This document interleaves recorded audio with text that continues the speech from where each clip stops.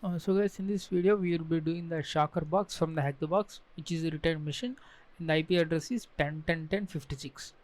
Okay, I have already done the nmap scan, and we have only two ports open. One is web server and another one is SSH.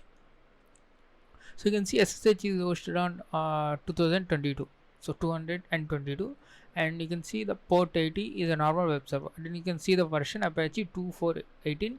So I have tried for the uh, exploits, it did not work out. Then I perform the go vector scan. So this will be the website looks like this is the main website, and it says don't bug me. And if you right click on this and view page source, and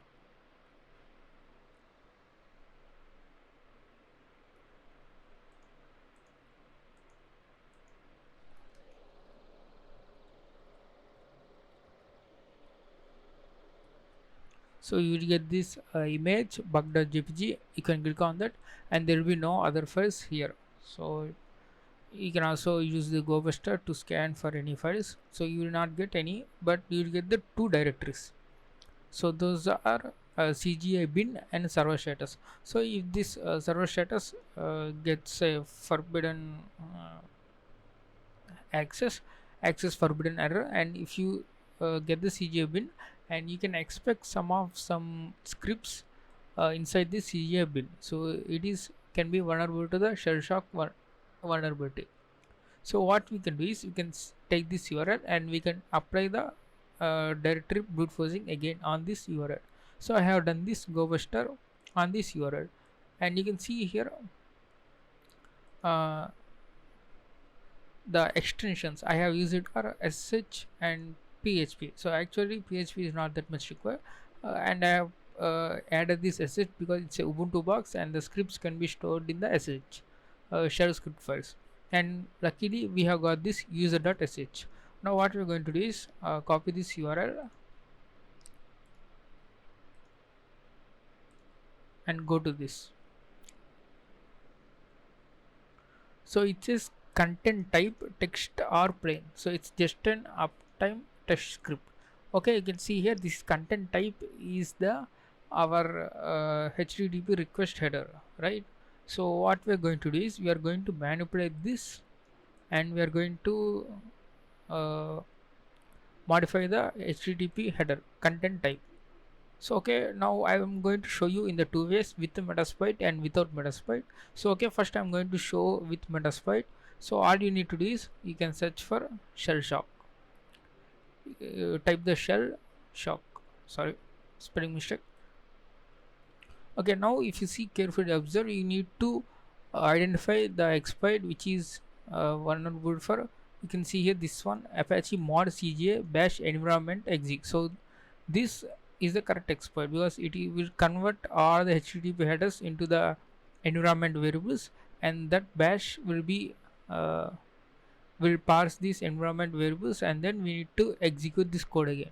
So what I want to do is I need to say use one, or you can copy this path and paste it in here. So I'm going to use one. Now you can see no payload configured, default into Linux Metropolitan reverse TCP. So we no need to put any payload if you want, unless if you want to change. So now let me view the options. So these are all the options. We need to set these settings, and we need to run the module. Okay, first we are going to set the rhost, which is our box 10.10.10.56. So you can display the options again, and then port 80 find and target URL. So this we need to change it from to CGI bin user.sh. Copy this.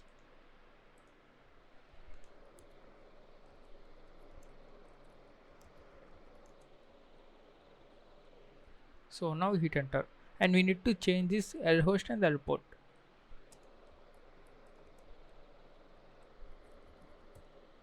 So mine is 10.10.16.180, and let me change the report to 1234 because I like that more than 4444.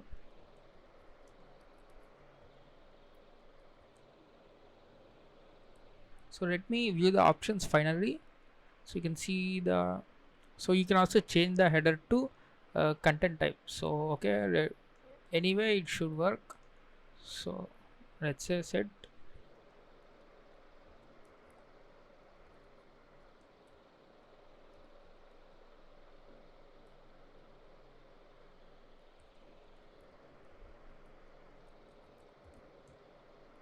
So now what we can do is we are going to just simply run the module. You can see the stager has been uploaded. Now we are sending the actual payload.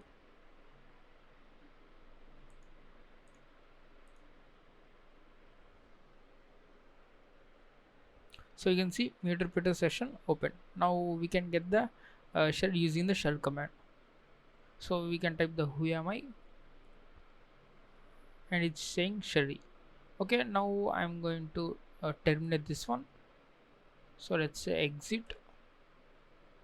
So this is using the Metasploit. So from then onwards you can upgrade to D2Y shell. Okay, now we are going to without Metasploit. Okay, let's go to CGI bin, and the next one is user.sh and hit enter.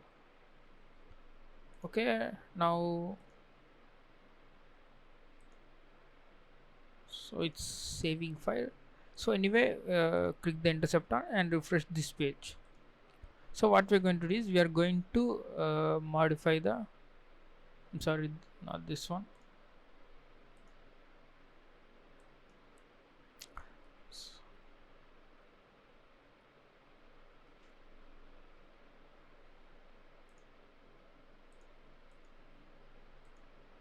So okay, now request has been uh, captured by our burp. Now what we're going to do is we are going to change. Okay, there is no content type, so let's change the user agent. So okay, now we can create a new function, and this function holds absolutely nothing. You can also write the code. So after this semicolon, whatever we put the code, it will be executed by the newly created child process by the CGI. So okay, now let's grab the reversal. You can copy the reversal from the pentest monkey, or you can search in a Kali Linux box.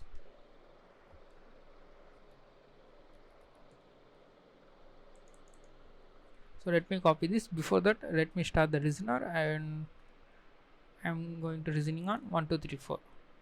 Okay, that's fine. So after this semicolon, the function parsing ends, and then this bash will understand that this is the command we are sending.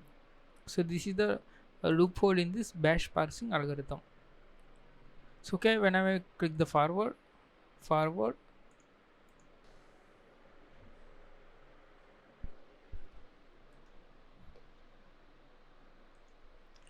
Okay guys, now let's try again. So let's actually send to repeater. So let's send.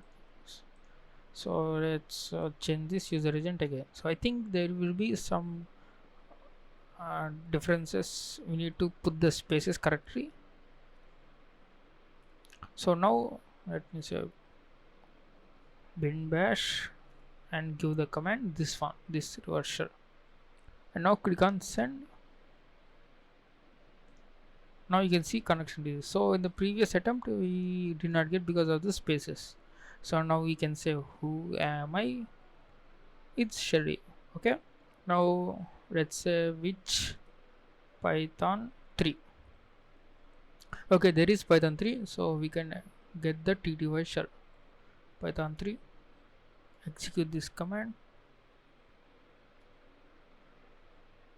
So we need to spawn a bash shell.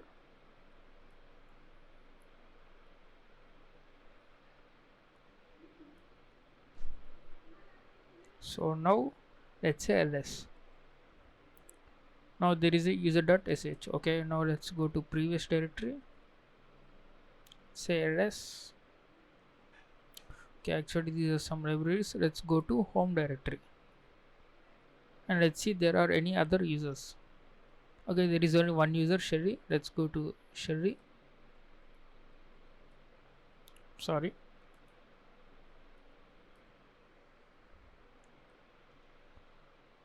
So you can display the user dot text, that means user flag contents. So okay, so now we need to escalate our privileges. So first thing I have done is I saw which groups this Sherry belongs, and you can see the Sherry belongs to LXT group. So what you can do is you can create a virtual root environment, so you can mount every entire host file system as a root user. So but I did that, and I have uploaded the a small Linux file system. Whenever I did not upload it because there is no enough permissions for us. So this LXT project creation has been failed. Okay, that's one failure. So then I searched for source binaries. I did not find any. Then I just simply listed our users any special permissions, and you can see whenever we can run this per binary as a root, it will not ask for password. So you can say sudo esr bin per. So you can give the execute exec and then specify the bin sh, hit enter.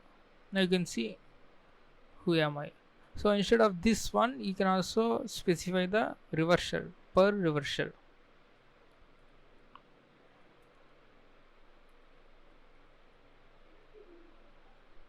So you take it as an exercise and put the per reversal here and start a listener on another port other than this port you got the shell. So then you will get the root shell.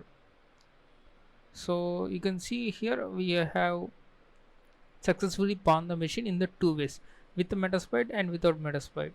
So if you have any Metasploit access, it's okay to find. If you do not have, you can also do manually using burp. So okay, that's all for this video.